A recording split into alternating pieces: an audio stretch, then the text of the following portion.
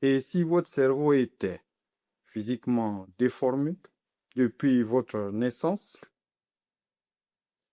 pas une métaphore, une réalité anatomique.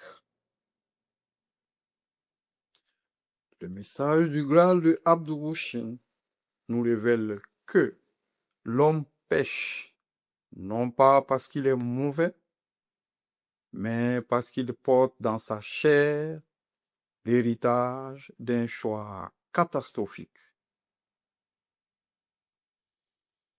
Bienvenue dans le Labo de l'âme 2026. Je m'appelle Kabouré Kankoudou. Dans cette vidéo, je souhaite partager avec vous une lecture et une réflexion spirituelle issue de mon cheminement au sein du mouvement du Graal. Avant de commencer, il est important pour moi de préciser que cet enregistrement est une initiative strictement personnelle.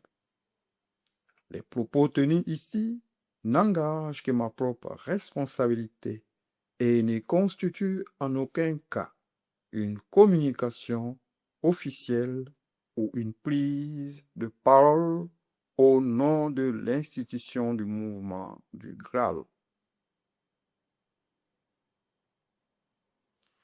C'est en tant que chercheur libre et indépendant que je m'adresse à vous aujourd'hui. Dans notre précédente vidéo, nous avons posé les fondations. Nous avons vu où le péché est né dans la post-création et comment la chute de Lucifer et du couple humain s'est orchestrée.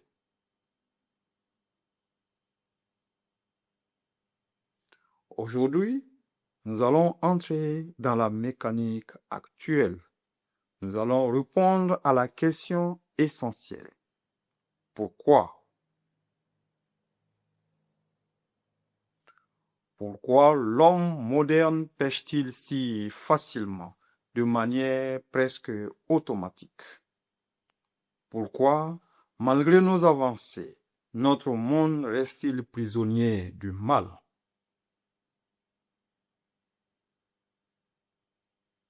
La réponse que je vous propose aujourd'hui est extraordinaire. C'est une explication à la fois spirituelle, biologique et anatomique. Elle nous montre que nos choix passés ont laissé une trace concrète, une déformation physique directement dans notre corps. Analysons ensemble ce qui se cache derrière le règne de l'intellect. Partie 1, le plan original et le double circuit. Pour comprendre la racine du problème aujourd'hui, nous devons observer notre tête.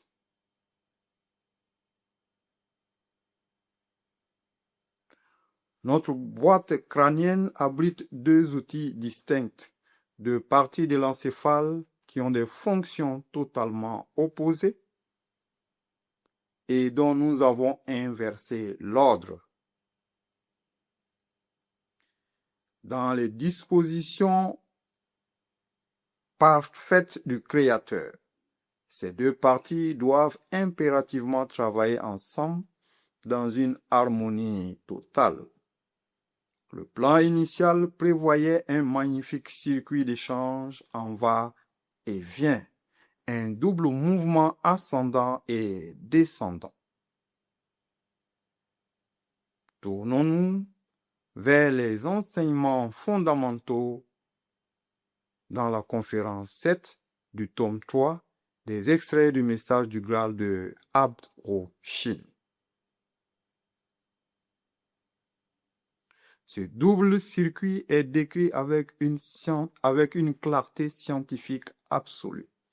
Je cite, « Comme je l'ai déjà dit, il incombe à une partie de l'encéphale de capter ce qui est de nature spirituelle, comme le ferait une antenne, tandis que l'autre partie, qui produit l'intellect, élabore ensuite ce qu'elle a reçu en vue de son utilisation dans la matière.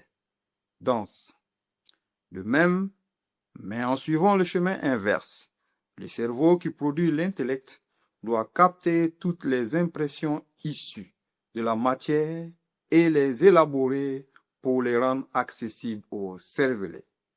Les deux parties doivent toutefois travailler ensemble. Telles sont les dispositions du Créateur. Fin de citation.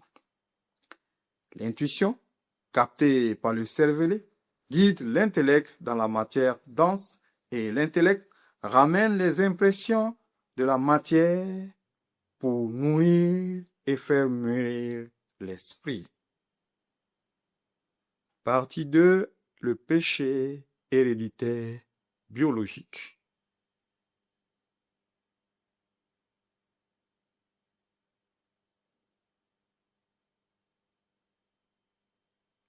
Mais comme nous l'avons vu, l'humanité a fait un choix unilatéral dans la post-création.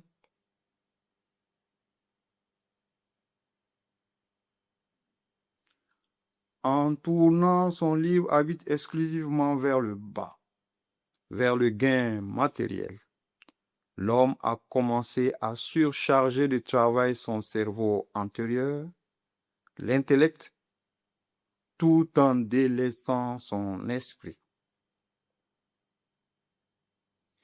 Et c'est ici que s'est produit ce que le message du Graal appelle le péché héréditaire. Appuyons-nous sur la conférence 5 du tome 2 des extraits du message du Graal de Apo-Shin.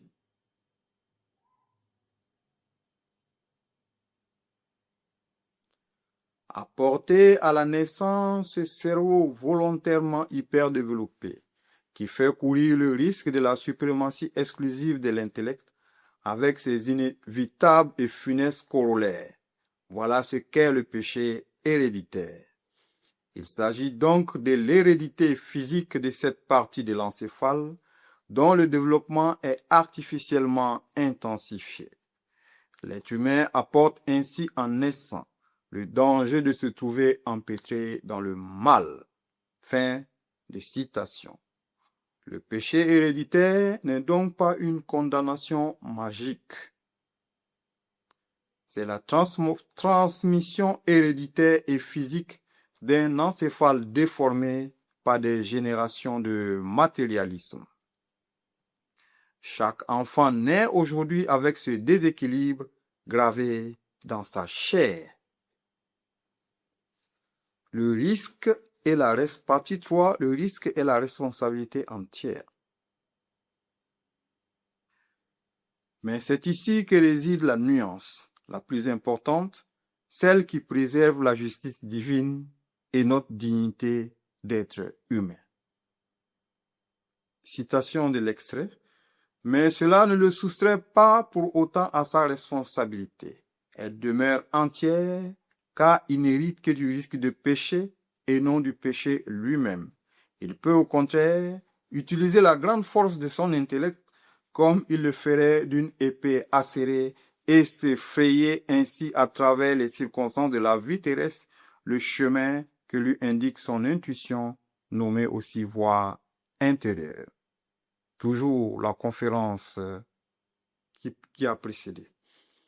Et tenez bien cela, mes chers amis. La responsabilité demeure entière. L'homme n'hérite à sa naissance que du risque de péché et non du péché lui-même.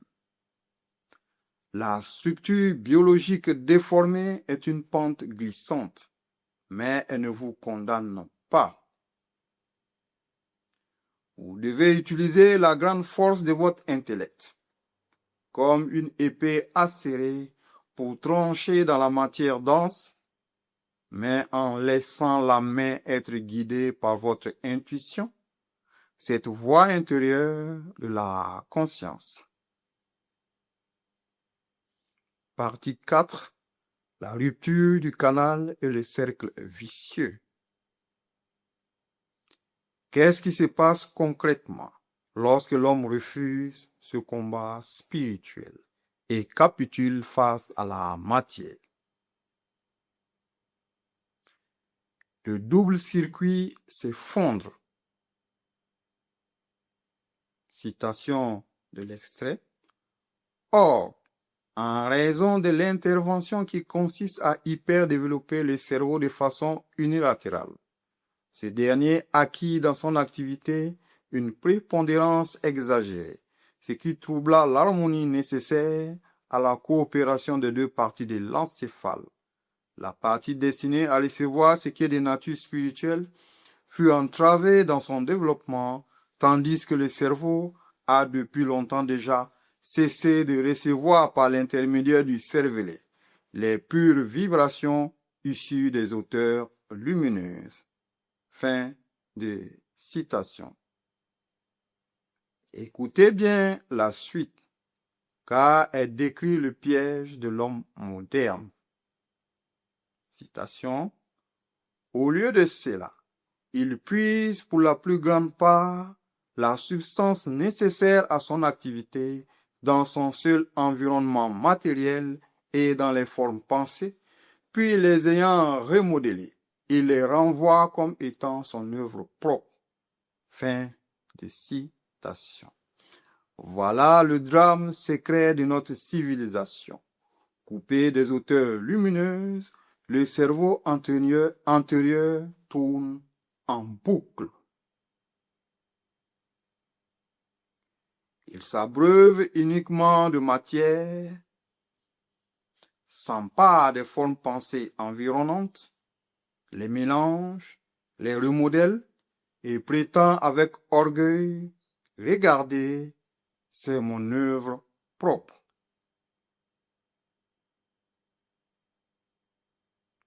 C'est une illusion totale. L'intellect est devenu un maître aveugle et stérile sur le plan spirituel. Partie 5. Le paradoxe moderne et le secret des génies. Pourtant, dans son domaine exclusif, la matière dense, cet intellect hypertrophié reste redoutable. C'est pourquoi notre siècle accomplit des prouesses technologiques inimaginables, tout en sombrant dans une immense froideur humaine. On applique partout la formule destructrice. La fin justifie les moyens, car l'intellect ne sait que calculer le profit matériel immédiat sans jamais rien ressentir. Mais le texte de la conférence 7 du tome 3 nous laisse une lueur d'espoir. Il existe une exception. Citation. Il reste bien peu d'êtres humains dont la partie réceptive de l'encéphale travaille en harmonieuse collaboration avec le cerveau, du moins dans une certaine mesure. Ces êtres sortent du cadre de l'ordinaire. Ils se distinguent par de grandes inventions ou par l'étonnante sûreté de leurs facultés intuitives qui les fait saisir rapidement maintes choses que d'autres ne peuvent acquérir qu'à la suite de pénibles études. Fin de citation. Voilà le secret des êtres hors du commun, des grands inventeurs et des esprits justes. Lorsque la partie réceptive et la partie émettrice travaillent en bonne intelligence, l'intuition arrose à nouveau l'intellect de vérité supérieure. L'homme redevient alors un véritable bâtisseur dans la matière, aligné sur les lois du Créateur.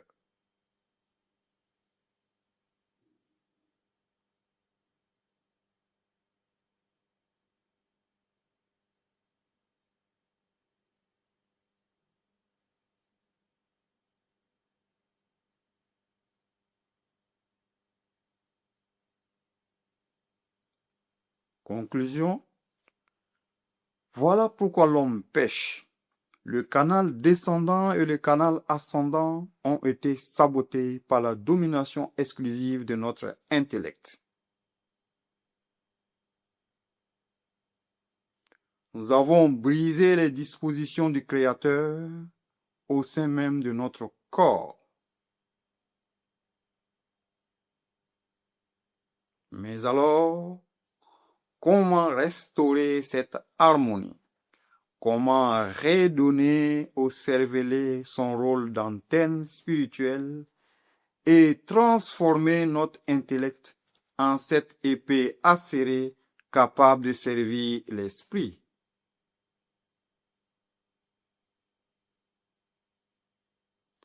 C'est ce que nous analyserons dans la troisième et dernière partie de notre série. Nous découvrirons la méthode positive et concrète pour dissoudre nos penchants. Merci à tous pour votre fidélité dans le Labo de l'âme 2026. Si cette vidéo a allumé quelque chose en vous, abonnez-vous dès maintenant pour ne pas manquer l'épisode 3. Laissez un commentaire ci-dessous. Quelle partie vous a le plus frappé? Le péché héréditaire biologique ou le secret des génies? Et partagez cette vidéo à quelqu'un qui cherche, comme vous, à comprendre en profondeur pourquoi l'homme est ce qu'il est. Prenez le temps de bien méditer ces mécanismes. Restez vigilants et à très bientôt.